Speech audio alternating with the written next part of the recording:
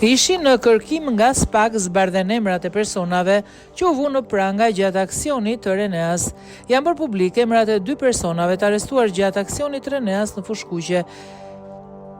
Nga mediat raportohet se personat arrestuar janë Elvin Merlika dhe Fred Gjigja. Arrestimet u kryen pas kontrolleve të imtësishme në banesat e tyre ku policia dyshon se kishin armë pa leje. Në të 2 operacionet, Dobraç dhe Fushkuqe, forcat e rendit kanë sekuestruar armë zjarri dhe po vjojnë kontrollin e zonave për gjetjen e elementëve të tjerë të mundshëm të përfshirë.